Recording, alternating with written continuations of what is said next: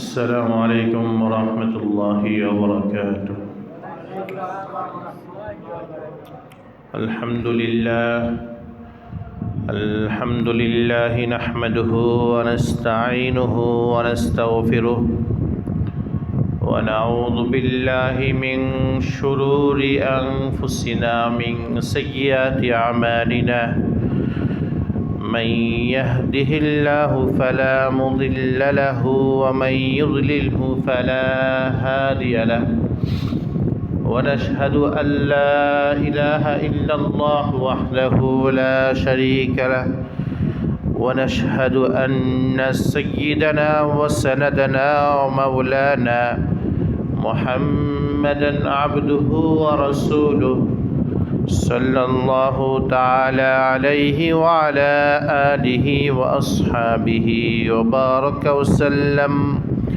وبارك وسلم تسليما كثيرا أما بعد فأعوذ بالله من الشيطان الرجيم بسم الله الرحمن الرحيم ومن أظلم ممن منع مساجد الله أن يذكر فيها اسمه وسعى في خرابها أولئك ما كان لهم أن يدخلوها إلا خائفين لهم في الدنيا خزي ولهم في الآخرة عذاب عظيم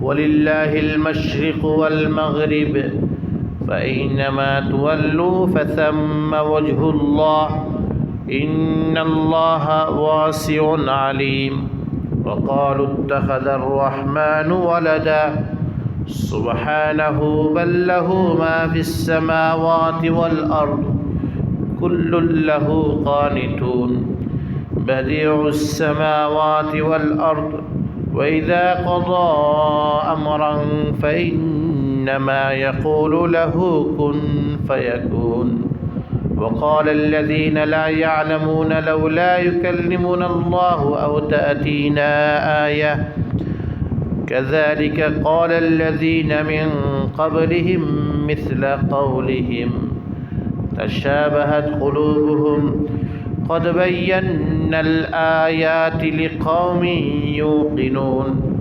إنا أرسلناك بالحق بشيرا ونذيرا ولا تسأل عن أصحاب الجحيم بارك الله لنا ولكم في القرآن العظيم ونفعنا وإياكم بالآيات والذكر الحكيم درود شريف পড়ি اللهم صل على محمد وعلى آل محمد كما صليت على إبراهيم وعلى آل إبراهيم إنك حميد مجيد اللهم بارك على محمد وعلى آل محمد كما باركت على إبراهيم وعلى آل إبراهيم إنك حميد مجيد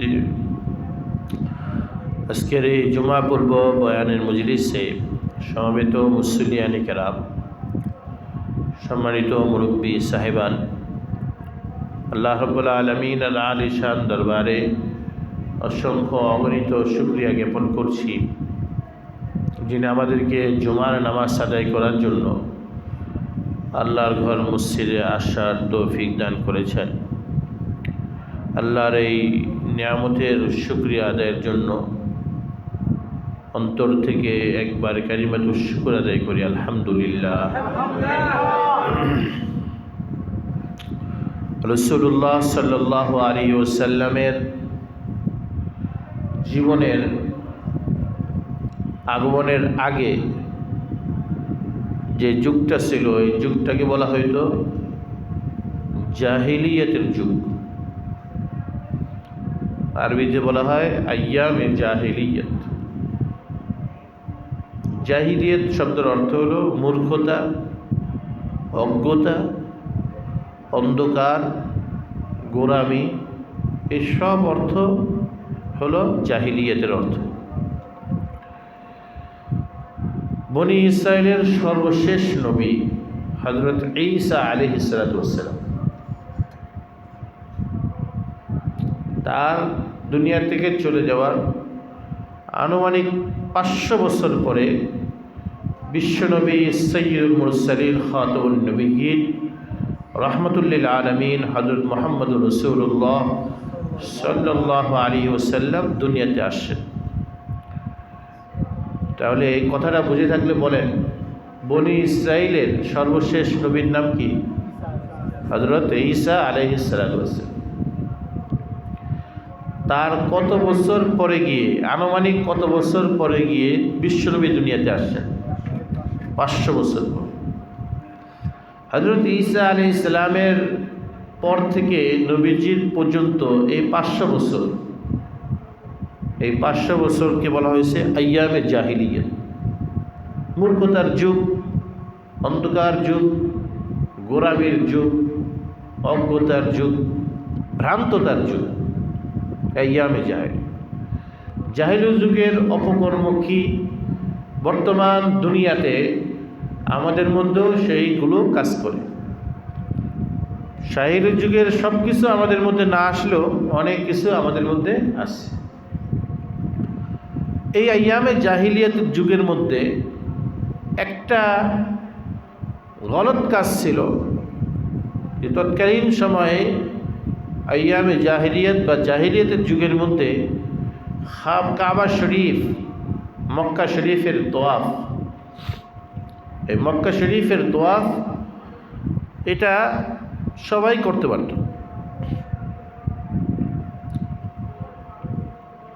যারা ইব্রাহিম আলাইহিস সালামের ধর্মের উপরে সঠিকভাবে ছিল তারাও খানায়ে কাবার তোয়াফ, হজ করতে পারত, উমরা করতে পারত।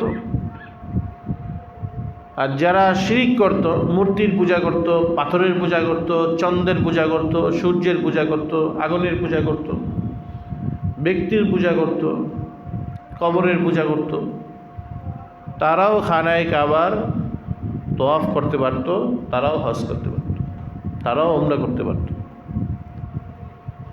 এবং এই জাহিলি যুগের মধ্যে এই তোয়াফ করার বেলায় কোনো পাক পবিত্রতার কোনো বিধি বিধান ছিল না। না পাক অবস্থায় তোয়াফ করতে পারত, পাক অবস্থায় তোয়াফ করতে পারত, ওযু ছাড়া, গোসল ফরজ অবস্থায়, সর্ব অবস্থায় তোয়াফ করতে পারত। পুরুষ মহিলা সবাই তোয়াফ করতে পারত। আরেকটা বড় খারাপই ছিল, কাপড় পরে পরে তোয়াফ করতে পারত, উলঙ্গ হয়েও তোয়াফ করতে পারত। এক কথায় আল্লাহর ঘর মসজিদে হারাম এবং খানায়ে কাবা, এইটার কোনো রকমের কোনো পবিত্রতা, কোনো রকমের কোনো আজমত, কোনো রকমেরই কোনো রক্ষা করা হইতো না। একেবারে পবিত্রতার সাথে, ওযুর সাথে, পাক পবিত্রতার সাথে, সৌন্দর্যতার সাথে তোয়াফ করত তৎকালীন যুগের সমস্ত জাতিগুলোর মধ্যে একটা জাতি, সেটা হলো মুসলিম জাতি। মুসলমানরা, সাহাবায়ে কেরাম, তারাই খানায়ে কাবার তোয়াফ করত একেবারে পাক পবিত্রতার সাথে তোয়াফ করত। এছাড়া অন্যরা তারা মদ পান কইরাও তোয়াফ করত, তোয়াফের অবস্থাও মদ পান করত। আরও যত নোংরামি আছে সব কিছুই করছে। রাসূলুল্লাহ সাল্লাল্লাহু আলাইহি ওয়াসাল্লামের জামানায় নবীজি যখন নবুয়ত পাইছেন, নবুয়ত পাওয়ার পরে মক্কার মধ্যে তিনি 13 বছর ছিলেন। কত বছর ছিলেন? নবীজি নবুয়ত পাইছেন 40 বছর বয়স। নবীজি নবী হইছেন দুনিয়া সৃষ্টির আগেই নবী। আল্লাহ তাআলা তাদেরকে সিলেক্ট করে রাখছে, কে কে নবী হবেন সব সিলেক্ট করা আছে।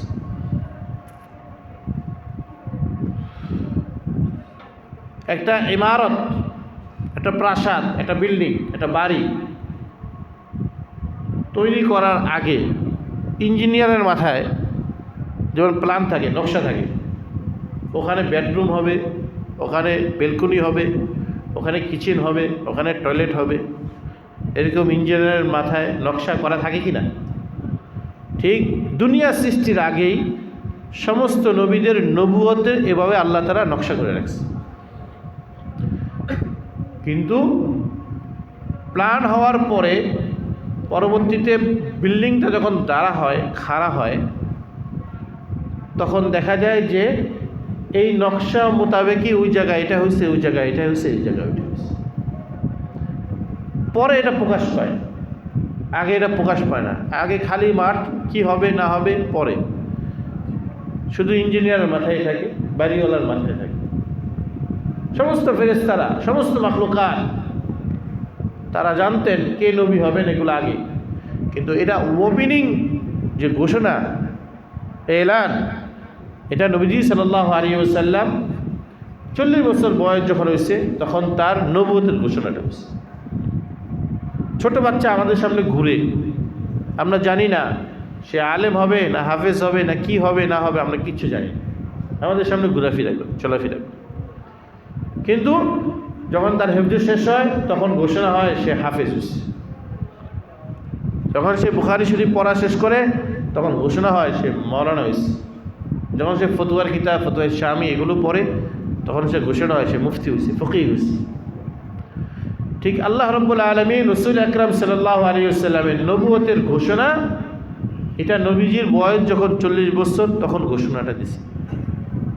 রাসূল আকরাম সাল্লাল্লাহু আলাইহি ওয়াসাল্লাম নবুয়ত পাওয়ার পরে 40 বছর বয়সে নবুয়ত পাওয়ার পরে তিনি মক্কার মধ্যে 13 বছর ছিলেন। কত বছর ছিলেন ভাই? 13 বছর ছিলেন। 13 বছরে কিভাবে হজ আর পালন করতে হবে, কিভাবে ওমরা পালন করতে হবে, কিভাবে তওয়াফ করতে হবে, এভাবে কোনো শরঈ দিক নির্দেশনা আসে নাই। তথাপিও আল্লাহর বিধান আসার আগেও তারা নিজেরাই পাক পবিত্র হইয়া তওয়াফ করতেন, সাফ সুতরা হইয়া ওযুর সাথে তারা তওয়াফ করতেন। তারা ছাড়া, মুসলিমরা ছাড়া, সাহাবায়ে কেরাম ছাড়া, মক্কি জিন্দেগিতে নবীজি ছাড়া সমস্ত জাতি উপজাতি তারা খারায়ে কাবার তওয়াফ করত কোনো রকমের কোনো বিধানের তোয়াক্কা না করে। যারা শিরক করে তারাও তওয়াফ করে, যারা ইব্রাহিমী ধর্মের উপর ছিল, তাওহীদের উপর ছিল, তারাও তওয়াফ করছে। এবং যারা পবিত্র অবস্থায় তারাও তওয়াফ করে, যারা অপবিত্র অবস্থায় ওযু ছাড়া হোক, গোসল ফরজ হোক, তারাও তওয়াফ করতেছে। মহিলারাও পাক অপবিত্র অবস্থাও তওয়াফ করতেছে। এবং সেখানে তারা কোনো রকমের কোনো বিধানের তোয়াক্কা না করে, সামান্য কোনো স্বাধীনতা অবলম্বন না করে তারা অনেক সময় উলঙ্গ হয়েও তওয়াফ করত। এহেন অবস্থায় সাহাবায়ে কেরাম স্বাভাবিক তওয়াফ করছেন। রাসূল আকরাম সাল্লাল্লাহু আলাইহি ওয়াসাল্লাম 13 বছর পরে গিয়ে মদিনায় হিজরত করেন। মদিনায় হিজরত করার 6 বছর পরে, কত বছর পরে ভাই? 6 বছর পরে রাসূল আকরাম সাল্লাল্লাহু আলাইহি ওয়াসাল্লাম একটা স্বপ্ন দেখলেন। স্বপ্নের প্রেক্ষিতে তার মনের মধ্যে কামনা বাসনা তৈরি হয়েছে তিনি আবার আসবেন। কোথায়? মক্কায় আসবেন। এবং মক্কাতে শুধু ঘোরার জন্য যাবেন না, বরং তিনি মক্কায় যাবেন ওমরা করার নিয়তে মক্কায় যাবেন। ওমরা করার জন্য 4টা কাজ করতে হয়। এক, এহরাম মানতে হয়। এহরাম মানে অনেকে মনে করে একটা কাপড় পরলেই মনে এহরাম হয়ে যায়। তার আপনি আরবি কাপড় পরে মসজিদ যাইলে তো এহরাম বাজা যায়। এহরাম মানে এটা না, কাপড়। এহরামের অর্থ হলো নিয়তের সাথে তালবিয়া পরা, হজ কিংবা ওমরার নিয়তের সাথে তালবিয়া পরা, এটাকে বলা হয় এহরাম। এহরাম মানেই হলো আপনি হজ আর ওমরার, হজ কিংবা ওমরার নিয়তের সাথে যখন তালবিয়া পড়বেন, লাব্বাইক আল্লাহুম্মা লাব্বাইক, লাব্বাইক লা শারীকা লাক লাব্বাইক ইন্নাল হামদা ওয়ান নি'মাতা লাকা ওয়াল মুলক লা শারীকা লাক লাব্বাইক আল্লাহুম্মা লাব্বাইক। এই যে এটা তালবিয়া, তালবিয়া পড়ার পাশাপাশি সাথে সাথে ইহরাম হবে। মানে আপনার জন্য আগে যেগুলো হালাল ছিল ওই হালাল জিনিসও এই সময়কালীন ওমরা আর হজ সময়কালীন আপনার জন্য এটা হারাম। এটাকে বলেছে ইহরাম। ইহরাম মানে কোনো কিছু হারাম করা। আপনার জন্য আগে সুগন্ধি লাগাইতে পারতেন, কিন্তু এখন ওমরা বা হজের নিয়ত করে এই তালবিয়া পড়লেন, তা আপনি সুগন্ধি লাগাইতে পারবেন না। আগে হালাল ছিল, এখন পারবেন না। আপনার জন্য আরও অনেক কিছু হালাল ছিল, কিন্তু এখন পারবেন না। এটা না বলে ইহরাম। তো ওমরার ভিতরে 1 নম্বর ইহরাম লাগে, 2 নম্বর খানায় কাবার তোয়াফ লাগে। তোয়াফ হইতে হলে 7 চক্কর লাগবে। 3 নম্বর সাফা আর মারওয়া সাই লাগবে। সাফা মারওয়া, মারওয়া থেকে সাফা, এইভাবে 7টা সাই হবে। দুইটা মিললে একটা সাই না, দুইটা মিললে হবে না, বড় সাফা থেকে মারওয়া একটা, মারওয়া থেকে সাফা আরেকটা, এইভাবে 7টা হবে। 3 নম্বর। 4 নম্বর হলক কিংবা কসর, অর্থাৎ আপনি চুল ফালাইয়া দেন কিংবা চুল ছোটো করে এক কোরা বুঝি মধ্যে রাখেন, হলক কিংবা কসর। চুল রাখার থেকে চুল ফালাইয়া দেওয়া, মুন্ডন করা, হলক এর বেশি উত্তম। কারণ আল্লাহ তাআলা, আল্লাহ রাসূল সাল্লাল্লাহু আলাইহি ওয়াসাল্লাম দোয়া করছেন, আল্লাহুম্মা আরহামিল মুহাল্লিকিন, হে আল্লাহ আপনি রহম করেন, রহমত নাজিল করেন যারা চুল ফালাই দিছে। তারপরও আবার দোয়া করছেন, আল্লাহুম্মা আরহামিল মুহাল্লিকিন, হে আল্লাহ যারা চুল ফালাই দিছে তাদের প্রতি আপনি রহম করেন। 3য় পর্যায়ে যায়া আল্লাহ রাসূল বলছেন ওয়াল মুকাসসিরিন, যারা চুল না ফালায়া চুল ছোটও করছে তাদের উপর রহম করেন। এই রিওয়ায়াত তিরমিজি শরীফের মধ্যে আছে, কিতাবুল হজের মধ্যে আছে। তার মানে বোঝা যায় চুল ছোট করার থেকে হজের মৌসুমে চুল ফালাই দেওয়া এটা কি বেশি উত্তম, বেশি সওয়াব। এই 3টা কাজ, ইহরাম, তাওয়াফ, সাফা মারওয়া সাই, তারপরে হলো হলক কিংবা কসর, এই 4টা কাজ করলে ওমরা কমপ্লিট। এই 4টা কাজ করার জন্য রাসূল আকরাম সাল্লাল্লাহু আলাইহি ওয়াসাল্লাম হিজরতের কত বছর পরে ভাই? 6 বছর পরে করার জন্য তিনি প্ল্যান করছেন। তার সাথে 1500 সাহাবায়ে কেরাম, তার সাথে কত সাহাবায়ে কেরাম? 1500 সাহাবায়ে কেরামের কাফালা। তিনি আমিরুল উমরা, তিনি আমিরুস সফরের আমির। তাদেরকে নিয়ে রাসূলুল্লাহ সাল্লাল্লাহু আলাইহি ওয়াসাল্লাম রওনা দিয়েছেন। ওদিক দিয়ে মক্কার কাফেররা শুনছে মুহাম্মদ আসতেছে। মক্কার কাফেররা মানে তার বংশের লোকেরা, কুরাইশ বাহিনী। কুরাইশ বংশের দাম রাসূলুল্লাহর মাধ্যমে হয়েছে, আগে না। আগে তো সব কাফের ছিল, আবু জাহেল, আবু লাহাব, উতবা, শাইবার, এগুলো সব কুরাইশ ছিল, সব কাফের ছিল। তো রাসূলুল্লাহ সাল্লাল্লাহু আলাইহি ওয়াসাল্লামের মাধ্যমে কুরাইশ বংশের দাম হয়েছে। এর পরের জেনারেশন, কুরাইশের যে পরের জেনারেশন, এগুলো সাহাবি, তাবি, ফকি, মুহাদ্দিস, এখনও কুরাইশরা আছে, মক্কায় আছে, সারা দুনিয়ার মধ্যে কুরাইশ বংশের লোকেরা আছে। আমাদের এখানে আসছিলেন আউলাদ রসুল সৈয়দ সালমান মুসরপুরি দাওয়াত বরকাতুহু, পুরা ইন্ডিয়ার মধ্যে সবচেয়ে বড় মুফতি আউলাদ রসুল দারুম দেবন্দে। ওনার মামা, ওনার সৈয়দ আরশাদ মাদানী, ওনার মামাও শ্বশুরও দেবন মাদ্রাসার বড় হুজুর। পুরা বর্রে সগীর বাংলাদেশ, ভারত, পাকিস্তান, এশিয়া মাইনরের আমাদের ওলামাদের মুরব্বী হলেন হযরত মাওলানা সৈয়দ আরশাদ মাদানী মুদ্দাসিরুল আলী। তো কুরাইশ বংশের পরবর্তী জেনারেশন, এটা ঠিক, আগে সব কাফের, বদকার, সব ফাসিক, মুশরিক। রাসূল আকরাম সাল্লাল্লাহু আলাইহি ওয়াসাল্লাম তখন 1500 সাহাবায়ে কেরামকে নিয়ে রওনা দিলেন। কাফেররা, কুরাইশরা, তারা বাধা দিল। মদিনা থেকে মক্কা যাওয়ার পথে একটা পয়েন্ট, একটা স্থানের নাম হলো হুদাইবিয়া। কি নাম? হুদাইবিয়া। ওখানে বাধা দিল। কাফেরদের বাহিনী আসলো মক্কা থেকে, এসে বললো আপনি ভিতরে ঢুকতে পারবেন না, লোকবল নিয়ে আপনি ভিতরে ঢুকতে পারবেন না। ভিতরে মানে রাসূল আকরাম সাল্লাল্লাহু আলাইহি ওয়াসাল্লাম বললেন যে আমি মক্কায় ঢুকবো না, মক্কায় থাকবো না, মক্কার এরিয়াতে আমার পাইবা না। আমি শুধু একটা রাস্তা দিয়ে ঢুকবো, ডাইরেক্ট মসজিদে হারামে ঢুকবো, মাতাফে যাব, খানায় কাবার তোয়াফ করব, সাফা মারওয়া সাই করব, হলক করব, চলে আসবো। যেভাবে যাব সেইভাবে আসবো, ওয়াদা দিলাম। আর আমাকে তোমরা দীর্ঘ জীবন পর্যন্ত দেখছো, কথা যা বলছি কাদের সাথে তা মিল রাখছি, ওয়াদা দিলাম। কিন্তু তারা বলছে যে না, যেতে দিব না।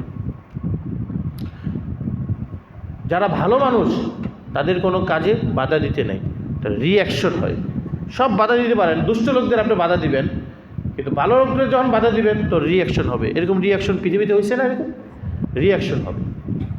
তো রাসূল আকরাম সাল্লাল্লাহু আলাইহি ওয়াসাল্লাম বলেন যে আচ্ছা, মারামারি কাটাকাটির দরকার নেই, ইবাদত করতে আসছি, ইবাদত করার সময় মারামারি কাটাকাটির দরকার নেই, চলো তোমাদের সাথে আমরা একটু সন্ধি করে নিই।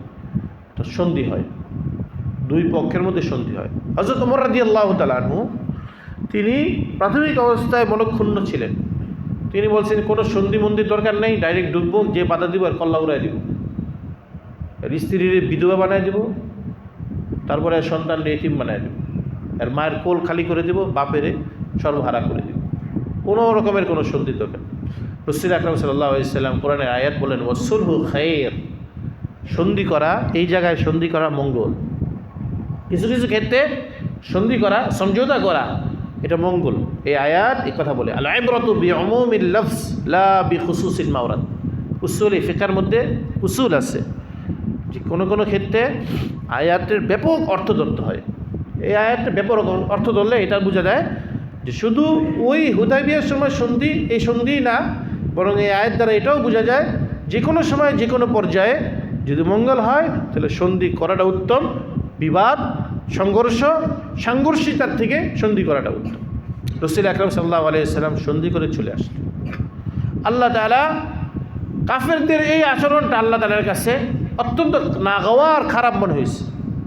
আল্লাহ তাআলা কাফেরদের এই হরকতটা, এই আচরণটাকে তারা বলছেন যে এরা মসজিদের মধ্যে আল্লাহর বান্দাদেরকে ঢুকতে বাধা দিছে, এরা হলো বড় জালেম। যারা মসজিদের মধ্যে বাধাবাধি করে, ঢুকতে দেয় না, তারা হলো বড় জালেম। আল্লাহ তাআলা কোরআনের মধ্যে, এই আয়াতের মধ্যে এটা বলছে। এবং পরবর্তী আয়াতগুলোতে আল্লাহ তাআলা বলবেন, যদিও তারা মক্কার মসজিদে ঢুকে তোয়াফ করতে পারেনি, আল্লাহর ইবাদত করতে পারেনি, কিন্তু আল্লাহর জমিন তো আর ছোট্ট না, আল্লাহর জমিন তো প্রশস্ত। সারা দুনিয়ার যেখান থেকেই মুসলিমরা ইবাদত করবে, সব ইবাদতগুলোর কেন্দ্রবিন্দু খানায়ে কাবা হবে। খানায়ে কাবাকে কেন্দ্র করে ইবাদত হবে। এমনকি যদি কেউ মক্কামুখী, মুসলিমমুখী নাও হতে পারে, বরং সে যে কোনো দিকেই যদি সে নফল নামাজ পড়ে, তারপরও তার নফল নামাজ হবে। চলতে ফিরতে আমরা গাড়িতে থাকি, কত কিছু করি, শুধু ওযুর সাথে যদি আমরা নফল নামাজ পড়ি, যে কোনো দিকে ফিরি, তাহলে তো আমাদের আমল নামায় কত নফল জমা হয়ে যেত। সাহাবায়ে কেরাম, রাসূল আকরাম সাল্লাল্লাহু আলাইহি ওয়াসাল্লাম, তাবিঈন, মুহাদ্দিসিন, ফুকাহা, সালাফে সালিহিন, তাদের একটা জামাত, তাদের আমলই ছিল সফরটাকে তারা কাজে লাগানো। চলতে ফিরতে তারা এই নফল নামাজ পড়ছে, বসে বসে নফল নামাজ পড়ছে, ইলমি আলোচনা করছে, বিভিন্ন বিষয় তারা আলোচনা করছে, এভাবেই তাদের সফরগুলো করছে। তো যেটাই হোক, তো সারা দুনিয়া যে কোনো জায়গার থেকে ইবাদত করলে ইবাদত করা চলবে। আল্লাহ তাআলা এগুলো সব কোরআনের ভিত্তিতে বলবেন। ওমান আযলামু, ওই ব্যক্তির চেয়ে বড় জালেম কে? ওই কুরাইশ বাহিনীর চেয়ে বড় জালেম আর কে? মিম্মান মানা মাসাজিদাল্লাহ আইয়ুযকারা ফিহা ইসমু, যারা বাধা দিছে আল্লাহর মসজিদে ঢুকে আল্লাহর নাম নিতে, তোয়াফ করতে, ওমরা করতে, নামাজ পড়তে, ইবাদত করতে বাধা দিছে। ওয়াসাফি খারাবিহা, এবং এই বাধা দিয়া আল্লাহর ইবাদতকারী ব্যক্তিদেরকে মসজিদে না ঢুকায়া মূলত মসজিদকে তারা বিরান, মসজিদকে তারা নিঃস্ব করার জন্য তারা প্রচেষ্টা করছে।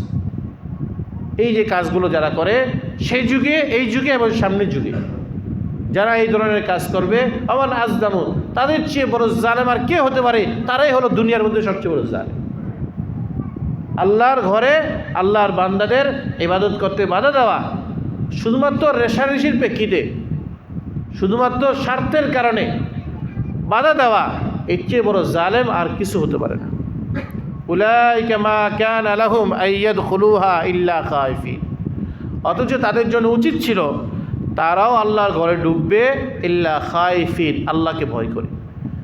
আল্লাহকে ভয় করে ঢুকা তাদের জন্য উচিত ছিল। তারা আল্লাহর ভয় ছাড়াই তারা উলঙ্গ অবস্থায় আল্লাহর ঘরে ঢুকে যায়, ওযু ছাড়াই তারা তোয়াফ করা শুরু করে দেয়। উলাইকা মা কানা লাহুম আইয়াদখুলুহা ইল্লা খায়ফিন, তাদের জন্য এটা উচিত ছিল না, তবে তাদের জন্য উচিত এটাই ছিল যে তারা আল্লাহর ঘরে ঢুকবে ভীত সন্ত্রস্ত হয়ে, সমস্ত নিয়ম নীতি রক্ষা করেই আল্লাহর ঘরের মধ্যে ঢুকবে।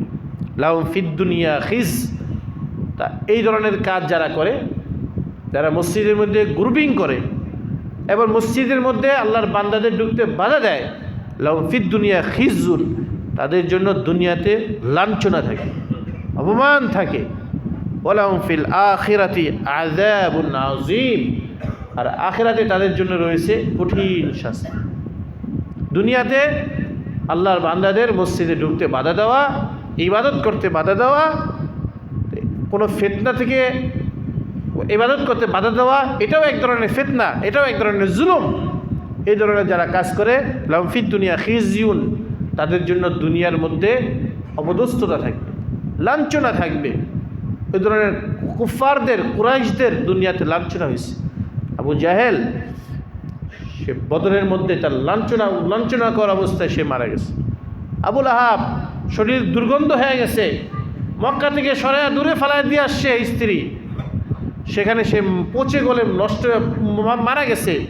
ওই দুর্গন্ধ মক্কার ভিতরে ঢুকতো, মক্কার মানুষ সহ্য করতে পারতো না। পরে লোক মারেফত হাফসি গোলাম দিয়া গর্ত করে দূর থেকে বাঁশ দিয়া ঠেলে ঠেলে তাকে কবরের মাটির মধ্যে চাপা দেওয়া হয়েছে। এই ধরনের লাঞ্ছনা তাদের দুনিয়ার মধ্যে আছে। ওয়ালাহুম ফিল আখিরাতি আযাবুন আযীম, পরকালে তো তাদের কঠিন শাস্তি আছে।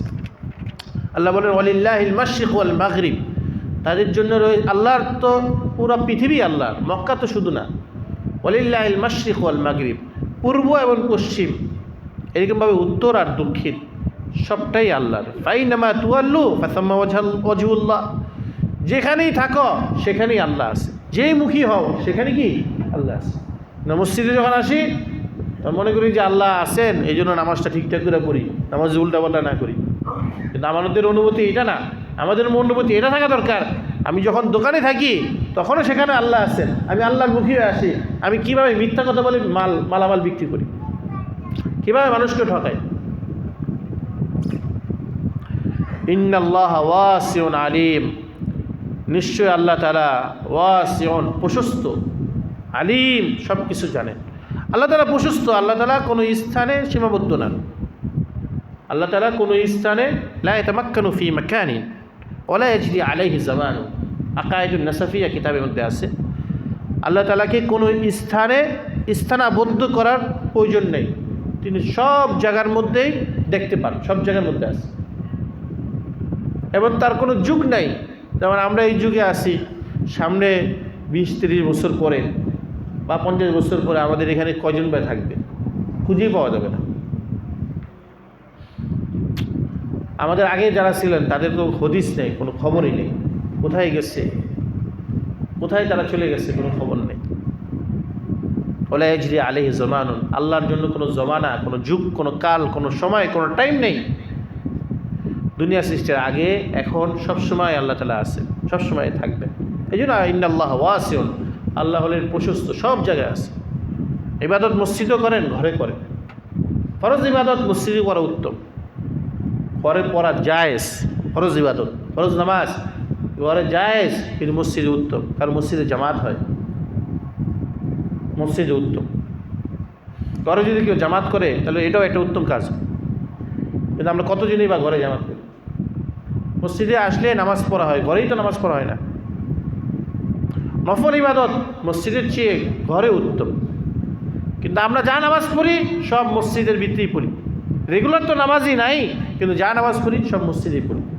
ঘরকেও যে আবাদ করা দরকার, ঘরকেও যে আবাদ করা দরকার, ঘরে আমরা বিলকুল করে নামাজ পড়ি, কোনো নফল নামাজ ঘরের ভিতরে কোনো বালাই নেই। এই জন্য আমাদের বাচ্চারা শিখে না, দেখে না, মা বাবাকে আমল করতে দেখে না। মা বাবা যা করবে সন্তানটা তা শিখবে। আমরা ঘরের মধ্যে যা করি আমাদের সন্তানটা তা করে, তা শিখে। শিখাইতে শিখাইতে 10-12 বছর তাদের একটা সব কিছু তারা মা বাবার থেকেই শিখে। মাদ্রাসা আসা যাওয়া করে, দিনী প্রতিষ্ঠানে আসা যাওয়া করে, কিন্তু মূলত তার শিক্ষার পরিবেশটা মাদ্রাসা নয়। কারণ সে আসে এই ধারণা করে যে একটা সময় সে এখান থেকে চলে যাবে। মাদ্রাসায় যখন যায়, মাদ্রাসা তার বাসায় যখন যায়, বাসাটা সে স্থায়ী মনে করে। এই জন্য আমি মনে করি মসজিদ থেকে বাসা বেশি আবাদ করা দরকার। মসজিদে আমরা যতটা ভালো তার চেয়ে বেশি বাসায় ভালো থাকা দরকার, আমাদের পরবর্তী জেনারেশন যেন ভালো হয়। ইমাম আহমদ ইবনে হাম্বল রহমতুল্লাহি আলাইহি, এই বাচ্চারা নিয়ে, এই বাবু বাচ্চারা নিয়ে আপনি উপরে যান কেনা, আস্তে 2তলা যান কেন? ছোটো বাচ্চা বুঝে না তো, ওই এত ছোটো বাচ্চা আনেন মসজিদের ভিতরে, একটু বুঝে জানে। ইমাম আহমদ ইবনে হাম্বল রহমতুল্লাহি আলাইহি, তার কাছে 4-5 বছর বয়সী এক বাচ্চা নিয়ে বাবা গেছে। বাবা গিয়ে বলছে আমি একে বড় দিনদার বানাতে চাই, দিনের আলেম বানাতে চাই, ফকিহ মুহাদ্দিস বানাতে চাই। এবং আহমদ ইবনে হাম্বল রহমতুল্লাহ বলছেন তুমি তো অনেক লেট করে ফেলছো। লেট করো মানে 2-3 বছর বয়সে আনা দরকার ছিল। ভদ্রলোক মনে করছে 2-3 বছর বয়সে আনলে মনে হয় পরামর্শটা একটু পারফেক্ট সময় হইতো। না, তুমি লেট করে ফেলছো, তোমার তো উচিত ছিল বিয়ের আগেই আমার সাথে দেখা করা। বিয়ের আগে যদি তুমি আমার সাথে আসতা তাহলে আমি তোমার বলতাম আগে তুমি নিজে দিনদার হও, তারপর দিনদার স্ত্রী নাও। মানে দিনদার স্ত্রী নিলে মা যদি দিনদার হয় সন্তান দিনদার হবে। তারপর দিনদার তুমি নিজে দিনদার হলে দিনদার স্ত্রী পাইতা, আর দিনদার স্ত্রী হলে দিনদার সন্তান হইতো। ওই দিনদার সন্তানের পিছনে মেহনত করলে ওই সন্তানগুলো উপকারী ফকিহ মুহাদ্দিস হইতো, দিনের জন্য উপকারী হইত। শুধু আলেম হওয়া তো যথেষ্ট না, আলেম তো বহুত আছে, হাফেজ তো বহুত আছে, কিন্তু দিনের জন্য ক্ষতিকারক আলেম বেশি আছে। দিনকে ক্ষতি করে এই ধরনের আলেমের সংখ্যা দুনিয়াতে কম না বেশি? বেশি আছে। দিনকে ক্ষতি করে এই ধরনের হাফেজের সংখ্যা দুনিয়াতে কম না বেশি? বেশি। আগে আলেম ছিল অল্প, হাফেজ ছিল অল্প, কিন্তু দিনের উপকারী ছিল। ইমাম আহমদ বিন হাম্বল রহমতুল্লাহ আলাইহি বলেন যে তোমার তো আগে আসা দরকার ছিল, তুমি তো অনেক লেট করে ফেলছো। উলাইকা আবাই ফাজিনি বিমিসলিহিম ইযা জামাআতনা ইয়া হাবিবিল মাজামিউ। এই সমস্ত কথা কোরআন হাদিসের ভিতরে পাওয়া যায় না, কিন্তু এই সমস্ত কথা বুজুর্গদের সোহবতের মাধ্যমে পাওয়া যায়। এই छोटी सी मस्जिद, ये छोटी सी बस्ती खुदा जाने क्या थी, फरिश्तों की महफिल थी, बज़्म हुदा थी, खुदा जाने क्या थी। तो अल्लाह ताला बोलें वक़ालू इत्तख़ज़ल्लाहु वलदा। এই যে মুশরিকরা, মক্কার মুশরিক কাফেররা, মুশরিক মানে কি? যারা ইহুদিও না, যারা খ্রিস্টানও না, মুশরিক। আমাদের এশিয়া মহাদেশের মধ্যে পাক্কা মুশরিক হলো, শিরককারী ধর্মাবলম্বী হলো হিন্দুরা। হিন্দুদের শাখা উপশাখার কোনো শেষ নেই। পৃথিবীতে যতটা ধর্ম আছে ওগুলো আপনি গণনা করতে পারবেন আঙ্গুল দিয়ে, কর দিয়ে, কিন্তু হিন্দুদের কত মতাদর্শ আছে এটা আপনি আঙ্গুল দিয়ে গণনা করতে পারবেন না। হিন্দুদের মধ্যে শাখা ও উপশাখার কোনো শেষ নেই। এই মুশরিক যারা যারা শিরিক করে, ক্বালু, তারা বলে ইত্তাখাযাল্লাহু ওয়ালাদা। এরা বলে যে পৃথিবীতে আসমান আর জমিনে যত ফেরেশতা আছে সব কিছু হলো আল্লাহ তাআলার সন্তান। কি সন্তান? আল্লাহ তাআলার মেয়ে সন্তান। এরা যেমন বলছে, ইহুদিরাও বলছে উযাইর আল্লাহ তাআলার ছেলে সন্তান। খ্রিস্টানরাও বলছে হযরত ঈসা আল্লাহ তাআলার ছেলে সন্তান। আল্লাহ বলেন সুবহানা, আল্লাহর জন্য সন্তান হওয়া থেকে আল্লাহ অনেক পবিত্র। সন্তান কার লাগে? যার ঠেকায় পড়ে তার না সন্তান লাগে। সন্তান তো আল্লাহ তাআলা দুনিয়াতে দেন যখন বাবা মা অসুস্থ হয়ে পড়েন, মাজুর হয়ে পড়েন, কিংবা তারা বার্ধক্যে চলে যান, সেই সময়ের জন্য দুনিয়াতে চলনের জন্য সন্তান লাগে। আল্লাহ তাআলা সন্তানকে তখন বাবা মার খাদেম হিসাবে দুনিয়াতে দেন। আল্লাহ বলেন সুবহানা, আল্লাহ এই ধরনের বিষয় থেকে অনেক পবিত্র। আল্লাহর কোনো মেয়ে সন্তান দরকার নাই, কোনো ছেলে সন্তান দরকার নেই। বাল্লাহু মা ফিস সামাওয়াতি ওয়াল আরদ, মানে আসমান আর জমিনে যা আছে সবই আল্লাহর মালিকানা। আসমান বলেন, জমিন বলেন, চন্দ্র বলেন, সূর্য বলেন, এই পৃথিবীর যা কিছু আছে সব কিছু আল্লাহর মালিকানা। কুল্লুল্লাহু কানিতুন, সব কিছু আল্লাহ তাআলার তাবেদার, সব কিছু আল্লাহ তাআলার মাখলুক, সব কিছু আল্লাহ তাআলার গোলাম। সন্তান তো বাবার গোলাম নয়। তোমরা যে বলো খ্রিস্টানরা, তোমরা বলো ঈসা আলাইহিস সালাম আল্লাহর ছেলে সন্তান, ইহুদিরা তোমরা বলো উযাইর আলাইহিস সালাম আল্লাহর ছেলে সন্তান, আর মুশরিকরা তোমরাও বলো এই ফেরেশতারা হলো আল্লাহর কন্যা সন্তান। আল্লাহ তাআলার কোনো সন্তানের দরকার নাই। এই সন্তান তো হয়, সন্তান তো বাবার খাদাম হতে পারে, কিন্তু বাবার তো গোলাম নয়। কোনো ব্যক্তির সন্তান কি ওই সন্তান কি ওই ব্যক্তির গোলাম নাকি? ছেলে সন্তান কি ওই ব্যক্তির দাস, আর মেয়ে সন্তান ওই ব্যক্তির দাস, এরকম নাকি? বরং আল্লাহ তাআলা বলেন যে দুনিয়াতে যা আছে সবগুলো আমার গোলাম, সব কিছু আমার কথা বলে, আমার কথা মানতে তারা বাধ্য। বাদিউস সামাওয়াতি ওয়াল আরদ, আসমান আর জমিন এগুলো অভিনবভাবে আনোখা আন্দাজে আমি এগুলো সৃষ্টি করছি, তোমাদের কারোর সাথে মিলবে না। আসমান দেখো, বিগাইরে আমাদিন তারাউনাহা, খুঁটি ছাড়া এগুলোকে দেখো, খুঁটি ছাড়া আসমান আছে, স্থির আছে। তোমাদের এত বেশি খুঁটি দিয়েও তোমাদের সাত বেঁকা হয়ে যায়, তেরা হয়ে যায়, ফেটে যায়, কত বছর পরে টেম্পার শেষ হয়ে যায়। জমিন দেখো, পানির উপরে জমিন দাঁড়ানো আছে। ওয়াইদা কাযা আমরান ফাইন্নামা ইয়াকুল লাহু কুন ফায়াকুন। কিসের সন্তানের কথা বলো? আল্লাহর এগুলো দরকারই পড়ে না। আল্লাহ যখন কোনো বিষয়ের ফায়সালা দেন, কোনো বিষয় আল্লাহ তাআলা যখন চান, ফাইন্নামা ইয়াকুল লাহু, তখন আল্লাহ তাআলা বলেন কুন, হয়ে যাও, ফায়াকুন, তখন সেটা হয়ে যায়। আল্লাহ শুধু কুন বললেই এটা হয়ে যায়। আল্লাহ যখন ইচ্ছা করেন তখন এটা হয়, আল্লাহ যখন ইচ্ছা করেন না তখন সেটা কি হয় না। আল্লাহ যখন যাকে উঠাইতে চান তখন আল্লাহ তাআলা কুন বললে সে উঠে যায়, আর যারাকে নামাইতে চান কুন বললে সে নেমে যায়। আল্লাহর ইচ্ছাই সব কিছু হয়। وقال الذين لا يعلمون لولا يكلمنا الله آية لولا يكلمنا الله أو تأتينا آية। আল্লাহ বলেন যাদের ইলম নেই, মক্কার মুশরিকরা, তাদের ইলম না থাকার কারণ কি? তাদের কাছে তাওরাত আসে নাই, তাদের কাছে ইঞ্জিল আসে নাই, তারা ইহুদিও না, তারা খ্রিস্টানও। ইলম তো শেখা যায় হলো আসমানি কিতাব থেকে। ইলম কোথা থেকে শেখা যায় বলেন? আসমানি কিতাব থেকে ইলম শেখা যায়। তো তাদের কাছে তাওরাত নেই, তাদের কাছে ইঞ্জিল নেই, সুতরাং তাদের কাছে ইলম নেই। তারা দাবি করে লাউলা ইউকাল্লিমুনাল্লাহ, কেন মুহাম্মদ আমাদের কাছে কথা বলে, আল্লাহ কেন নিজে এসে আমাদেরকে বলে দেন? এত ঠেকা পড়ছে আল্লাহ। আল্লাহ এসে তাদেরকে বলে দিবে, এই মুহাম্মদ এলো, আমি নবী পাঠিয়েছি, তার কথা বল। আও তাওতিনা আয়া, অথবা আল্লাহ তাআলা কোনো নিদর্শন পাঠাইবেন, পাঠায় আল্লাহ তাআলা ওই নিদর্শনে বলে দিবেন যে মুহাম্মদ হলো আমার নবী, তোমরা ইসলাম ধর্ম মানো। আল্লাহ বলেন ক্বালাল্লাযীনা কাযালিকা ক্বালাল্লাযীনা মিন ক্বাবলিহিম মিসলা ক্বাউলিহিম। এরা যে সমস্ত অমূলক দাবি করে, অন্যায্য দাবি করে, এই সমস্ত দাবিগুলো তাদের পূর্বেও এই বনি ইসরাইল করেছে।